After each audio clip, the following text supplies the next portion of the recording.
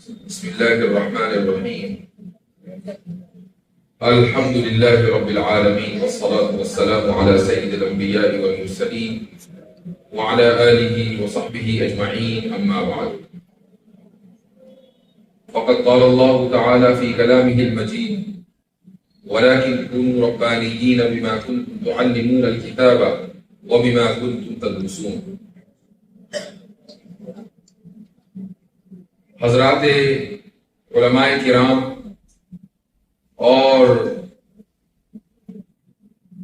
غیور نوجوانوں اور حاضرین مجلس، سب سے پہلے میں اللہ تعالیٰ کے حضور شکر گزار ہوں کہ اس نے ہمیں یہ موقع دیا کہ آج خالصۃ لوجہ اللہ صرف اس کے نام پر ہم یہاں جمع ہوئے ہیں. یہاں جمع ہونا کسی فرد یا کسی شخصیت کے نام پر نہیں ہے اور نہ ہونا چاہیے. یہاں جمع ہونا صرف اللہ کے لیے ہے اور تبھی یہ چیز باعث ثواب ہے. تو اپنے اجر کو ہم کیوں ضائع کریں؟ ہم یہ نیت کریں کہ ہم یہاں اس لیے آئے ہیں کہ جو بات اللہ کے لیے کی جائے اور اللہ کے حوالے سے کی جائے اس بات کو ہم سمجھیں گے، اور جو چیز قابل عمل ہوگی انشاءاللہ اس پر عمل کرنے کی توفیق اللہ تعالیٰ سے دعا کریں گے کہ ہمیں اس کی توفیق ملے. جو آیت میں نے آپ کے سامنے پڑھی ہے، یہ آیت انسان کے مقصد کو بیان کرتی ہے بہت ہی واضح انداز سے. یہاں میں نے اس جملے میں دو لفظ بولے ہیں، مقصد اور واضح انداز.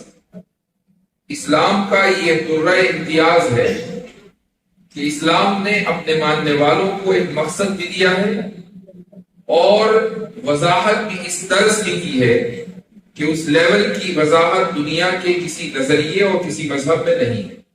یہ ممکن ہی نہیں ہے. اور پھر آج کے دور میں تو وہ نظریات چل پڑے ہیں کہ جن میں کوئی مقصد ہی نہیں ہے. کوئی وضاحت تو جب ہوگی جب مقصد ہوگا. جب مقصد ہی نہیں ہے تو آپ یہ سوال نہیں کر سکتے کہ وضاحت مقصد کتنا واضح ہے اور کتنا مبہم. اگر مقصد ہوگا ہی نہیں تو واضح اور مبہم ہونے کا سوال پیدا نہیں ہوتا. تو اسلام نے، دین نے اپنے ماننے والوں کو مقصد بھی دیا ہے اور وضاحت بھی کی ہے، اور یہ مقصد اتنا اعلیٰ اور عرفہ ہے کہ ایک انسان کبھی چاہ کر بھی اور پوری انسانیت کوشش کر کے بھی اس مقصد تک نہیں پہنچ سکتی. اللہ تعالیٰ فرماتا ہے اس آیت میں کہ تم لوگ ربانی بنو، وَلَٰكِن كُونُوا رَبَّانِيِّينَ. تم لوگ ربانی بنو. کیوں ربانی بنو؟ اس لیے کہ تمہیں وہ کتاب دی گئی ہے کہ جس کو تم پڑھتے ہو اور پڑھاتے ہو. بِمَا كُنتُمْ تُعَلِّمُونَ الْكِتَابَ وَبِمَا كُنتُمْ تَدْرُسُونَ. تو اس کتاب کے پڑھنے اور پڑھانے کے نتیجے میں تمہیں ربانی بننا ہوگا. یہ اس آیت کا ظاہری مفہوم ہے.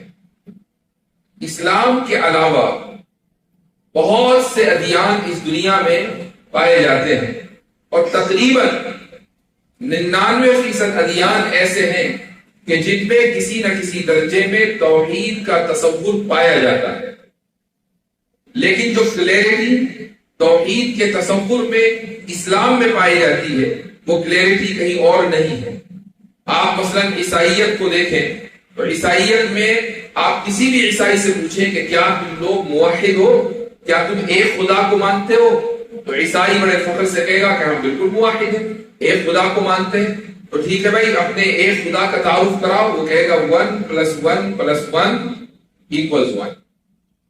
تو آپ یہ کہیں گے کہ میں نے پوری زندگی جو اسکول میں پڑھائی کی وہ تو لا حاصل ہوئی، اس لیے کہ وہاں تو جب اتنے سارے 3 آئیں گے تو کم سے کم 3 تو اتنے سارے 1 آئیں گے تو کم سے کم 3 تو بنیں گے.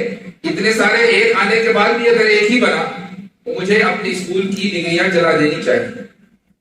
آپ کتنا ہی مجھ سے لاجیکل دلیل کا یا کوئی ریشنل آرگیومنٹ کا مطالبہ کریں، اس دعوے پر کہ 1 + 1 + 1 بھی 1 ہی ہوتا ہے، اس دعوے پر آپ کسی ریشنل آرگیومنٹ کا اگر مطالبہ بھی کریں گے تو وہ یہ کہے گا کہ یہ لیپ آف فیتھ ہے. لیپ آف فیتھ کا کیا مطلب ہوتا ہے؟ لیپ آف فیتھ کا مطلب یہ ہے کہ اس کی کوئی دلیل نہیں ہے، ہمیں آنکھ بند کر کے اس کو ماننا ہے، اس کو تسلیم کرنا ہے۔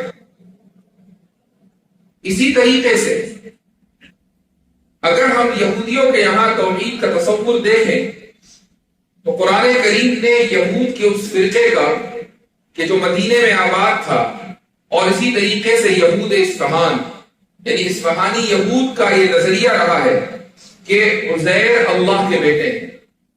اللہ تعالیٰ فرماتا ہے کہ وقالت الیہود عزیر ابن اللہ، کہ یہود کے نزدیک، اور یہود سے مراد سارے یہود نہیں ہیں بلکہ اصفہانی یہود ہے، اور وہ یہود جو مدینے میں رہتے تھے کہ ان کے نزدیک عزیر علیہ السلام اللہ کے بیٹے ہیں۔ تو عیسائیوں نے کہا کہ مسیح اللہ کے بیٹے ہیں، اور یہودیوں نے کہا کہ عزیر اللہ کے بیٹے ہیں۔ جیسے ہی اللہ کی اولاد کسی نے مانی، اس نے توحید کے اندر کمی کر دی۔ اس کی وجہ یہ ہے کہ اگر کسی کی اولاد ہوگی، بایولوجیکل کسی کی اولاد ہوگی، تو وہ ذات یا وہ شخصیت کسی نہ کسی نوع اور اسپیشی کے تحت ہوگا۔ یہ پاسبل نہیں ہے کہ ایک ایسی اینٹیٹی ہو کہ جس کی کوئی اسپیشی نہ ہو، اس کی کوئی نوع نہ ہو، اس کی کوئی جنس نہ ہو، اس کی کوئی کیٹیگری نہ ہو، اور اس سب کے باوجود اس کی اولاد ہو جائے۔ چونکہ جیسے ہی اولاد ہوگی ایک دم کیٹیگری متعین ہو جائے گی، چونکہ اولاد بھی تو اسی کیٹیگری میں فٹ ہوگی۔ جیسے کہ ایک انسان کی اولاد ہوتی ہے تو اس اولاد کو یہ نہیں کہا جاتا کہ یہ انسان نہیں ہے، انسان کی اولاد بھی انسان ہے۔ کوئی آدمی ممکن نہیں ہے کہ اس کے یہاں سانپ کا بچہ پیدا ہو، یا ہم ملحد یہ کہہ سکتا ہے کہ وہ بندر کی اولاد ہوئی ہے، تو یعنی ملحد کے نزدیک آپ کہہ سکتے ہیں کہ انسان کے یہاں بندر پیدا ہوتا ہے کیونکہ ان کی اصل بندر ہے۔ یہ میں نے مذاق کہا ہے، بائی دا وے، مجھے بعض مرتبہ کہنا بھی پڑتا ہے کہ میں مذاق کر رہا ہوں۔ تو توحید جیسے ہی آپ خدا کی اولاد متعین کریں گے، آپ نے خدا کی کیٹیگری متعین کر لی، آپ نے خدا کی اسپیشی متعین کر لی، اور جس کی کیٹیگری اور اسپیشی ہو اس کا آغاز بھی ہوتا ہے اور اس کا اختتام بھی ہوتا ہے۔ اس لیے جیسے ہی آپ خدا کے لیے بیٹا متعین کریں گے، خواہ وہ مسیح ہو یا عزیر ہو علیہ السلام، توحید میں فرق آ گیا۔ تو توحید کی جو کلیئرٹی اور پیورٹی ہے وہ نہ عیسائیت میں موجود ہے اور نہ یہودیت میں موجود ہے۔ جب ہم یونانی تہذیب کو دیکھتے ہیں کہ کیا وہاں توحید کا تصور پایا جاتا تھا، ارسطو میں، ارسطوٹل کی فلسفی میں، اسی طرح افلاطون کے یہاں توحید کا تصور پایا جاتا تھا، لیکن وہ اس طریقے سے پایا جاتا تھا کہ وہ یہ کہتا تھا کہ خدا ایٹرنل ہے، لیکن خدا کے ساتھ ساتھ جو یہ کائنات ہے یہ بھی ایٹرنل ہے۔ خدا تو ایٹرنل ہے ہی، یہ کائنات بھی ایٹرنل ہے۔ تو اگر دو چیزیں ایٹرنل ہیں اور دونوں چیزیں ایک دوسرے سے ڈسٹنکٹ ہیں، دونوں چیزیں ایک دوسرے سے سیپریٹ ہیں، دونوں چیزیں ایک دوسرے سے علیحدہ ہیں، تو ایٹرنٹی میں یہ دونوں شریک ہو گئی۔ اسی کو کہا جاتا ہے شرک فی الصفات۔ اگر کوئی یہ کہے کہ جس طرح خدا رحمان اور رحیم ہے، فلاں فلاں جو پیر یا فلاں صاحب جو ہے وہ بھی رحمان اور رحیم ہے، یا فلاں نبی بھی رحمان اور رحیم ہے، اگر کوئی آدمی اس طریقے کا عقیدہ رکھتا ہے تو اس نے صفت رحمان اور صفت رحیم میں اللہ تعالیٰ کے ساتھ شرک کیا۔ تو توحید کہاں باقی رہی؟ تو نہ تو یونانی اور رومی فلسفے میں توحید کی وضاحت ہے، نہ یہودیوں اور عیسائیوں کے یہاں توحید کا وہ لیول ہے جو اسلام نے توحید کا تصور دیا ہے۔ اور وہ اس طریقے سے کہ توحید کی بھی پھر 3 قسمیں ہیں۔ یہ تینوں قسمیں جب ہوں گی ایک انسان کی زندگی اور اس کے عقیدے میں، تب جا کر آپ یہ کہہ سکتے ہیں کہ ہاں یہ شخص پیور موحد ہے۔ اگر کسی ایک قسم میں بھی کہیں کمی آ گئی تو توحید میں کمی آ گئی۔ سب سے پہلی قسم ہے توحید کی، توحید ربوبیت۔ اس کا مطلب یہ ہے کہ ایک انسان یہ مانے اور اس بات کا اعتقاد رکھے کہ اللہ کے افعال اللہ سبحانہ و تعالیٰ کے علاوہ کوئی اور انجام نہیں دے سکتا۔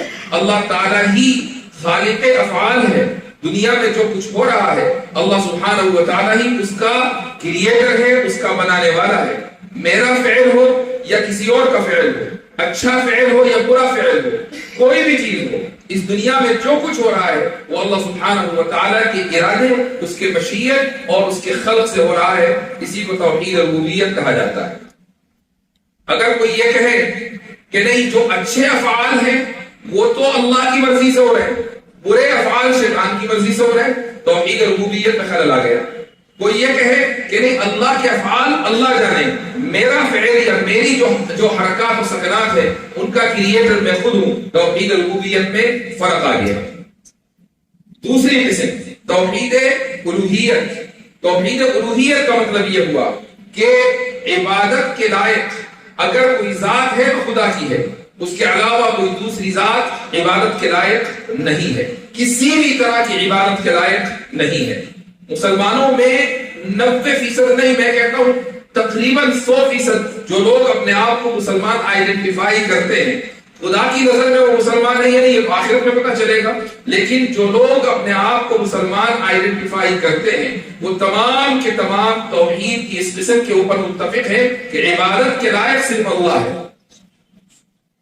ہاں کچھ لوگوں کو آپ ادھر ادھر جا کے جھانکتے ہوئے دیکھیں گے، لیکن ان سے اگر آپ پوچھیں کہ یہ عبادت ہے یا کچھ اور، ہوگا کہ عبادت اللہ ہی کی ہو۔ اسی لیے میں نے کہا کہ جو لوگ اپنے آپ کو مسلمان آئیڈینٹیفائی کرتے ہیں، یہ الفاظ میں نے جان بوجھ کے استعمال کیے ہیں، وہ تمام کے تمام توحید الوہیت کے اوپر متفق ہیں۔ تیسری قسم ہے توحید الاسماء والصفات۔ توحید الاسماء والصفات کا مطلب یہ ہوتا ہے کہ اللہ تعالیٰ کی کچھ صفات ہیں اور ان صفات اور ان اسماء کا اختصاص ہے اللہ تعالیٰ کے ساتھ، کوئی دوسری ذات، کوئی دوسرا شخص، کوئی نبی، کوئی ولی، کوئی بھی چیز دنیا کی مخلوقات میں کوئی بھی اللہ سبحانہ و تعالیٰ کے ساتھ ان صفات میں شریک نہیں ہے۔ یہ توحید الاسماء والصفات ہے۔ تو توحید الوہیت بھی ہے، توحید ربوبیت بھی ہے اور توحید الاسماء والصفات بھی۔ تو اگر کوئی شخص ربانی بننا چاہتا ہے کہ جس کا حکم اللہ سبحانہ و تعالیٰ نے دیا ہے وَلَكِنْ كُونُوا رَبَّانِيِّينَ بِمَا كُنْتُمْ تُعَلِّمُونَ الْكِتَابَ، تو اس کے لیے ضروری ہے کہ اس کی زندگی میں توحید کی یہ تینوں قسمیں ہوں، توحید الوہیت بھی ہو اور ربوبیت بھی ہو اور توحید الاسماء والصفات بھی ہو۔ تو اسلام نے بڑے واضح انداز سے یہ کانسیپٹ دیا ہے کہ تمہاری زندگی کا مقصد کیا ہے، ربانی بننا، اور ربانی بننے کا طریقہ یہ ہے کہ اعتقاد کے حوالے سے تمہاری توحید کا کانسیپٹ بالکل کلیئر ہونا چاہیے۔ اگر آپ کسی ایسے شخص سے کہ جو خدا کو نہ مانتا ہو یہ سوال کرے کہ تمہاری زندگی کا کیا مقصد ہے، خدا تو ہے نہیں، جب خدا نہیں ہے تو مقصد متعین نہیں ہوا، تمہاری زندگی کا کیا مقصد ہے؟ اس کا عام طور سے جواب یہ ہوتا ہے کہ زندگی کا مقصد یہ ہے کہ ہم زندگی کو انجوائے کریں، ہم یہاں آئے ہیں زندگی کو جینے، ہم یہاں آئے ہیں کھانے اور پینے۔ تو ان کی زندگی کا مقصد کھانا ہے، کھاتے تو ہم بھی ہیں لیکن کھانا ہماری زندگی کا مقصد نہیں ہے۔ ہم اس لیے کھاتے ہیں تاکہ زندہ رہیں، وہ اس لیے زندہ رہتے ہیں تاکہ کھائیں۔ دونوں میں زمین آسمان کا فرق ہے۔ ایک آدمی کے نزدیک کھانا ایک وسیلہ ہے تاکہ وہ زندہ رہے، اور دوسرے آدمی کے نزدیک کھانا ایک مقصد ہے۔ تو جس نے کھانے کو وسیلہ بنایا اس کا مقصد بڑا ہے، اور جس نے کھانے کو مقصد بنایا اس کا مقصد چھوٹا ہے، اس لیے کہ کھانا تو جانور کا بھی مقصد ہے۔ جانور کے سامنے یہ مقصد نہیں ہے کہ جانور اللہ تعالیٰ کی توحید الوہیت، توحید ربوبیت، توحید اسماء و صفات ان تمام کا اعتقاد رکھے گا، اور اس کے بعد اس اعتقاد کے نتیجے میں وہ کچھ عبادتیں بھی کرے گا، نفل بھی پڑھے گا، نماز بھی پڑھے گا، روزے بھی رکھے گا۔ یہ جانور سے نہ مطلوب ہے، نہ اللہ تعالیٰ نے جانور کو اس طریقے سے بنایا ہے۔ وہ اس دنیا میں آیا ہے تاکہ کھائے اور پیے اور اس کے بعد مر جائے، مٹی میں مل جائے، اور اس ایکو سسٹم میں جو اس کا کنٹریبیوشن ہے وہ کرے۔ اس کے علاوہ جانور کو کوئی اور مقصد نہیں ہے۔ تو اگر ایک آدمی یہ کہتا ہے کہ میری زندگی کا مقصد بھی کھانا ہے، میری زندگی کا مقصد بھی محض زندگی کو انجوائے کرنا ہے، تو اس میں اور جانور میں کیا فرق ہے؟ لیکن یہاں مسئلہ یہ ہوتا ہے کہ جن لوگوں کی ہم بات کر رہے ہیں وہ تو پراؤڈلی کہتے ہیں کہ ہم میں اور جانور میں کوئی فرق ہی نہیں ہے۔ وہ تو کہتے ہیں کہ بھائی تو ہم تو اینیمل کنگڈم کا حصہ ہیں، ہمارے نزدیک جانور اور انسان میں سوائے اس کے کوئی فرق نہیں ہے کہ انسان نے ایوولوشن کے نتیجے میں انسان میں شعور تھوڑا زیادہ ہو گیا، دوسرے جانور اس ایوولوشن کی ریس میں پیچھے رہ گئے۔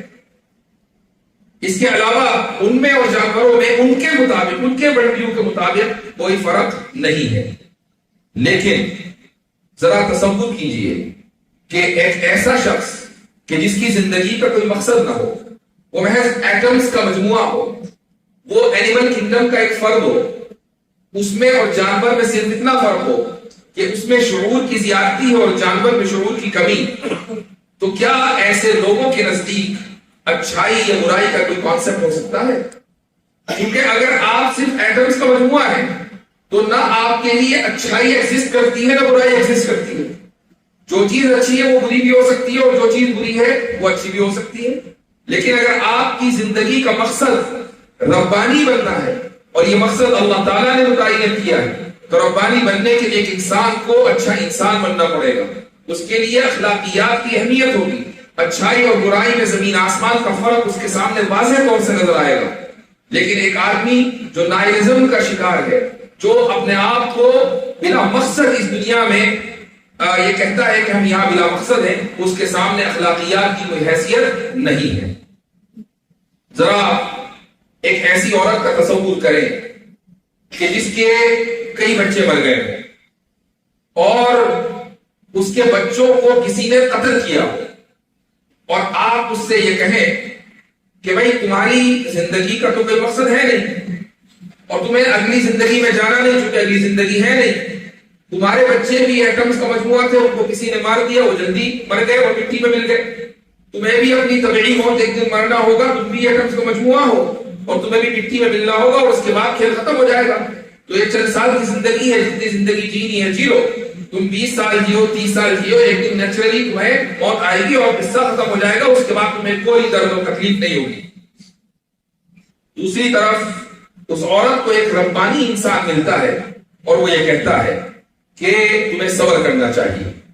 کیوں؟ اس لیے کہ ایک وقت آئے گا کہ جب اللہ کا دربار سجے گا اور اللہ کے دربار میں تمہارا سامنا تمہارے بچوں کے قاتلوں کے سامنے کھڑی ہوگا اور تم قصاص کا مطالبہ کرو گی، تم سزا کا مطالبہ کرو گی کہ اس قاتل کو سزا دی جائے چونکہ اس نے بچوں کو قتل کیا ہے، چونکہ اس نے مجھے تکلیف پہنچائی ہے. اور تم اس دن اپنے بچوں کو دیکھو گی اور تو وہ بچے تمہارے لیے جنت میں داخلے کا سبب بنیں گے، چونکہ وہ تمہارے لیے سفارش کریں گے کہ ہم اپنی ماں کے بغیر جنت میں نہیں جائیں گے.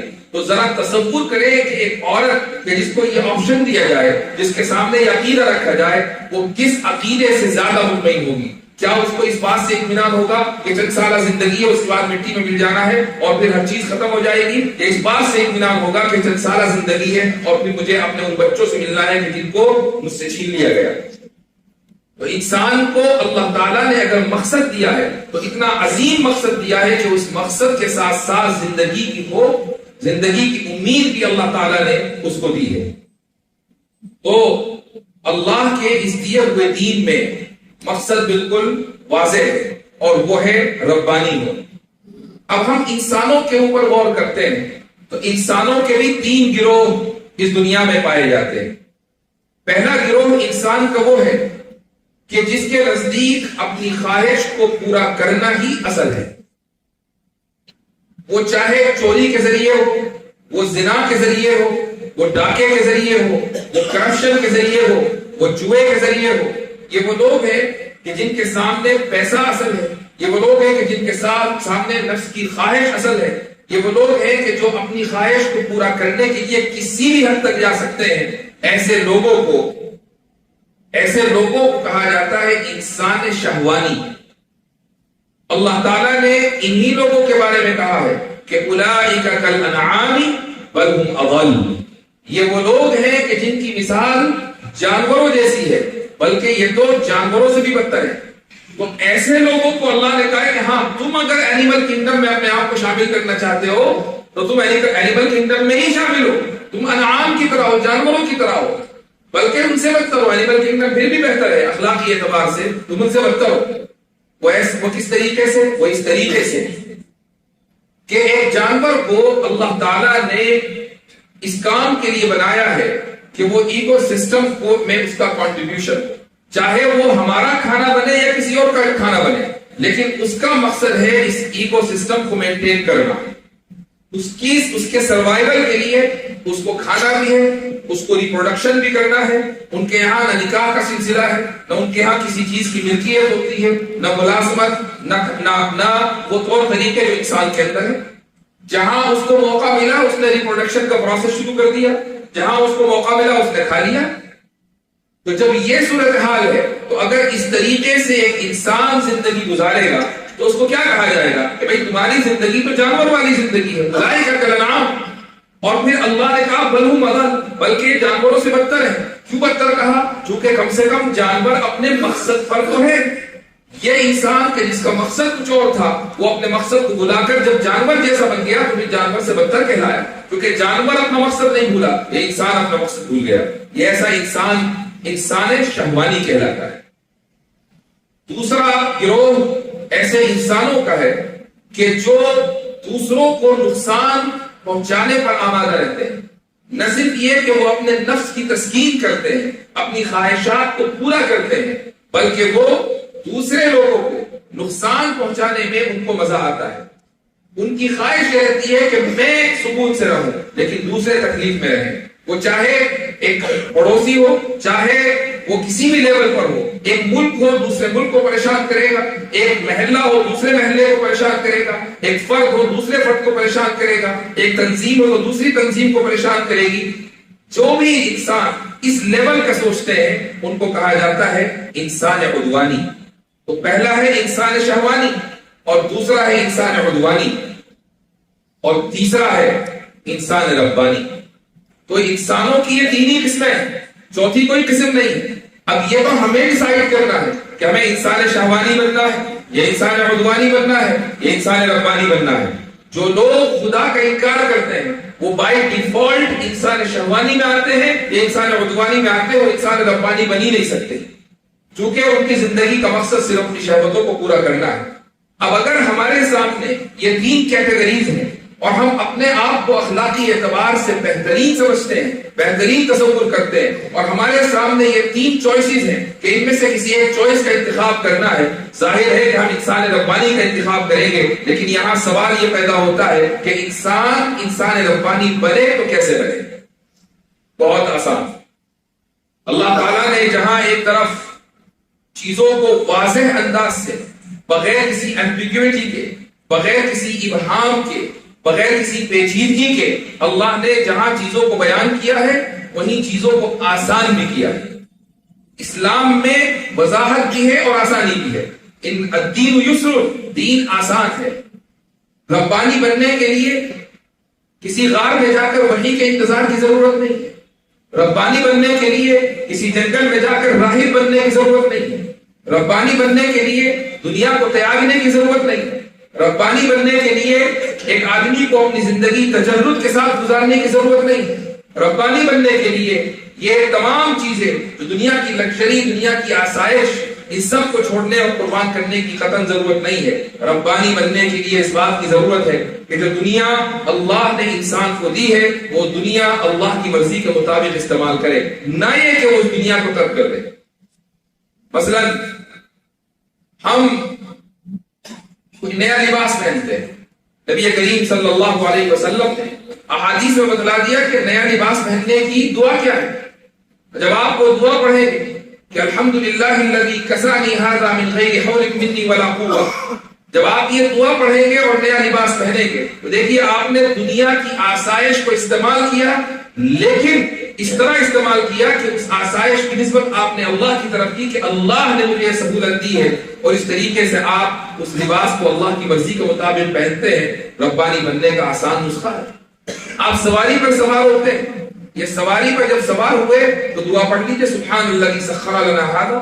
جب دعا پڑھیں گے تو آپ سواری پر تو ویسے بھی سوار ہونا تھا، لیکن اب سوار ہوں گے اور اس سوار ہونا اللہ کی مرضی کے مطابق ہوگا۔ اللہ کے ارادے اور اس کی مشیت تو پہلے ہی سی تھی، لیکن آپ نے اپنے اس عمل کو اللہ کی مرضی کے مطابق کر دیا کہ میں حصول اللہ کی مرضی کے حصول کے لیے کام کر رہا ہوں، یہ سوار ہونا بھی باعث ثواب ہوگا۔ اسی طریقے سے ہر قدم پر نبی کریم صلی اللہ علیہ وسلم نے ہمیں دعائیں سکھلائی ہیں۔ ان دعاؤں کا اثر کیا ہوتا ہے؟ جب آپ مسجد میں داخل ہوتے ہیں دعا پڑھتے ہیں، مسجد سے نکلتے ہیں دعا پڑھتے ہیں، نیا لباس پہنتے ہیں دعا پڑھتے ہیں، آپ سفر پہ جاتے ہیں تو دعا پڑھتے ہیں، سفر سے آتے ہیں تو دعا پڑھتے ہیں۔ ہر موقع کی جو دعا ہے اس کا فائدہ کیا ہے؟ اس کا فائدہ ہے کہ ہمیشہ اللہ سبحانہ و تعالیٰ کا استحضار ذہن میں ہوتا ہے۔ ایک ذرا تصور کریں کہ آپ کسی آفس میں ہیں اور آپ کے آفس میں CCTV کیمرہ لگا ہوا ہے، اور آپ کو پتا ہے کہ باس میرا اپنے آفس میں بیٹھا ہوا ہے اور سامنے بہت بڑا مانیٹر لگا ہوا ہے اور وہ دیکھ رہا ہے کہ کون اپنے کیوبیکل میں کس طریقے سے کام کر رہا ہے. کوئی آدمی آئی ٹی میں تو بہت کامن سی چیز ہے کہ لوگ اپنے کیوبیکل میں بیٹھے ہوئے ملٹیپل اسکرینز کھلی ہوئی ہیں, تو کون سی والی اسکرین صحیح والی ہے اور کون سی اسکرین نیٹ فلکس والی ہے, یہ سب کو یہ لوگ آسانی کے ساتھ دھوکہ دے سکتے ہیں. لیکن اگر بہت بڑی اسکرین باس کے آفس میں لگی ہوئی ہو اور اس کے کیمرے کا جو اینگل ہے وہ آپ کے کمپیوٹر کی طرف ہو, تو آپ کبھی بھی غلط والی اسکرین نہیں کھولیں گے, آپ اپنے کمپیوٹر پر وہی کام کریں گے جس کی تنخواہ آپ کو مل رہی ہے. یہ استحزار ہے کہ بھائی باس دیکھ رہا ہے. ہو سکتا ہے کہ باس کا ذہن کہیں اور ہو سکتا ہے کہ وہ کسی سے فون پر بات کر رہا ہو, لیکن آپ کے ذہن میں یہ ہے کہ باس کے سامنے کیمرہ لگا ہوا ہے, وہ ہم وقت مجھے دیکھ رہا ہے. جب آپ اس آفس سے نکلتے ہیں اور اپنے گھر پہ جاتے ہیں تو باس کا وہ استحزار ختم ہو جاتا ہے. آپ اپنے گھر پر ہیں, چاہے جو کریں باس نہیں دیکھ رہا ہے. آپ اگر ورک فرام ہوم کر رہے ہیں, چاہے جو کریں جس طریقے سے کریں, کوئی دیکھنے والا نہیں کیونکہ وہاں کوئی کیمرہ نہیں لگا ہوا. ورک فرام ہوم ہے, آپ نے اپنے گھر میں اپنی کمپنی کا camera C C T V camera install نہیں کیا. لیکن اسلام نے جو ہمیں تعلیم دی ہے وہ یہ دی ہے کہ ہر موقع پر ہر وقت پہ تمہارے ذہن میں اللہ موجود ہونا چاہیے, اللہ کا استحضار ہم وقت ہونا چاہیے. جب اللہ کا استحضار ہوگا تو آپ چاہے کمپنی میں کام کر رہے ہو, آپ چاہے اپنے گھر میں اکیلے ہو, آپ چاہے سفر کر رہے ہو اور چاہے حضر میں ہو, آپ زندگی کے کسی بھی حال میں ہو, آپ ہمیشہ اللہ کو مستحضر رکھیں گے اور گناہوں کو قریب آنے نہیں دیں گے. انسان شہوانی بھی نہیں بنیں گے, انسان عدوانی بھی نہیں, بلکہ انسان ربانی آپ کا ٹارگٹ ہوگا, اور ایسا شخص آلریڈی انسان ربانی بن چکا. تو اسلام کی یہ ایک ایسا درجہ امتیاز ہے کہ اس نے مقصد واضح بھی کیا ہے اور مقصد کو حصول کرنے کا طریقہ آسان بنا بھی دیا ہے.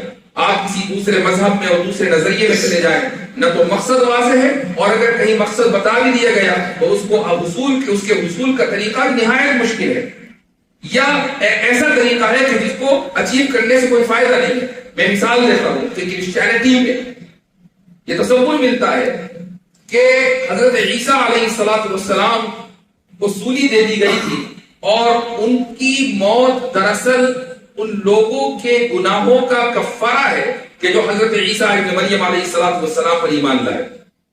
تو آپ خود اس چیز کو اپنے آپ سے سوال کریں کہ بھئی حضرت عیسیٰ ابن مریم اگر 2000 سال پہلے اپنی قوم کے گناہوں کے کفارے کی وجہ سے سولی پر چڑھا دیے گئے, تو آج ان کی قوم اچھا کرے یا برا, جب اس کو جانا ہی جنت میں ہے, چونکہ 2000 سال پہلے یہ طے ہو چکا ہے, تو پھر قوم کو اچھائی پر آمادہ اور برائی سے روکنے کے لیے کیا موٹیو ہے؟ کچھ نہیں. اگر کسی قوم کے بارے میں یہ فیصلہ کر دیا گیا, اس قوم نے یہ فیصلہ کر لیا کہ نحن ابناء اللہ و احباؤہ, ہم تو اللہ کے بیٹے اور اللہ کے محبوب ہیں, اللہ کے جب ہم بیٹھے ہیں تو اللہ اپنے گھر سے ہمیں بے دخل نہیں کرے گا, ہمیں تو جانا ہی جنت میں ہے. تو کیا چیز ہے جو اس قوم کو اخلاقی اعتبار سے روکے گی کہ وہ ظلم نہ کرے, وہ ستم نہ کرے, وہ اخلاقی اعتبار سے اپنے آپ کو اچھا رکھے؟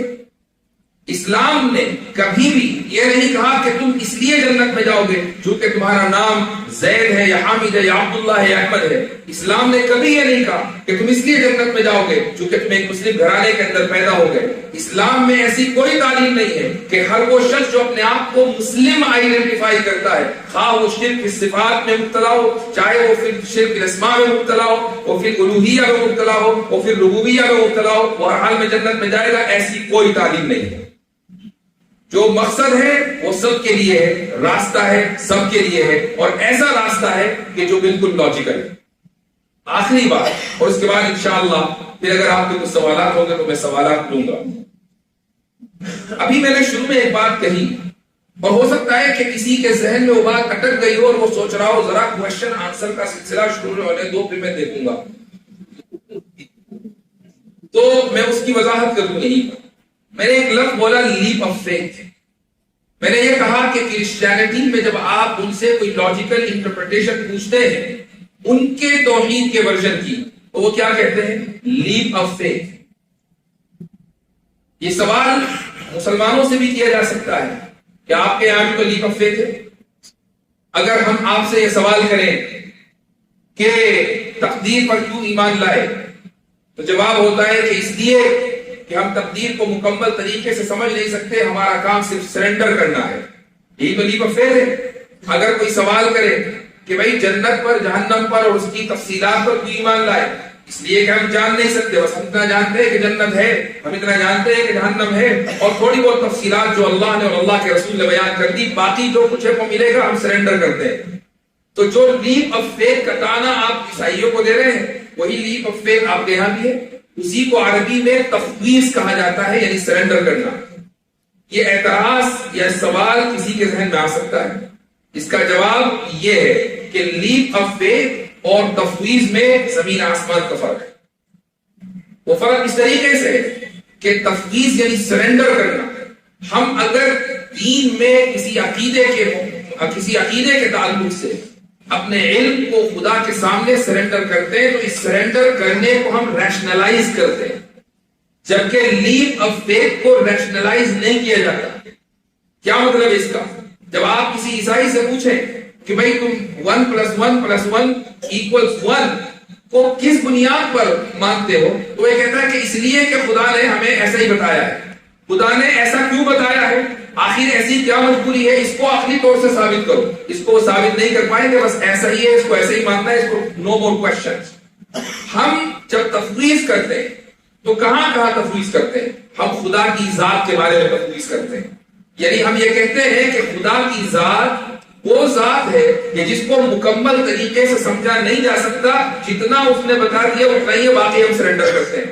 تو اب اگر کوئی یہ سوال کرے کہ سرنڈر تو انہیں بھی کیا اور آپ نے بھی کیا، کیا فرق ہوا؟ فرق یہ ہوا کہ اگر ہم یہ مطالبہ کریں کہ نہیں، ہمیں خدا کی ذات کو مکمل طریقے سے سمجھنا ہے، اور سمجھ لیجئے خدا ہمیں، تصور کریں کہ خدا ہمیں ایسی اپورچونٹی بھی دے دے کہ ہم خدا کی ذات کو مکمل طریقے سے سمجھیں، تو خدا کی ذات جیسے ہی مکمل سمجھی گئی ویسے ہی وہ محدود ہو گئی، ویسے ہی وہ فائنائٹ ہو گئی، ویسے ہی وہ لمیٹڈ ہو گئی. اور خدا کی ذات اگر فائنائٹ ہو، خدا کی ذات اگر لمیٹڈ ہو، تو پھر وہ خدا ہی نہ رہا، وہ تو ڈسکوالیفائی ہو گیا. اس لیے ہم جب خدا کی ذات کے معاملے میں یہ کہتے ہیں کہ اس کی ذات کو مکمل طریقے سے نہیں سمجھا جا سکتا اور ہم سرنڈر کرنے کے علاوہ ہمارے پاس کوئی آپشن نہیں ہے، تو یہ سرنڈر کرنا اور تفویض کرنا بھی ایک ریشنل عمل ہے. یہی حال خدا کی صفات کا بھی ہے کہ خدا کی کسی بھی صفت کو مکمل طریقے سے انسان سمجھ ہی نہیں سکتا، کیونکہ انسان کو وہ قوت اور وہ علم نہیں دیا گیا.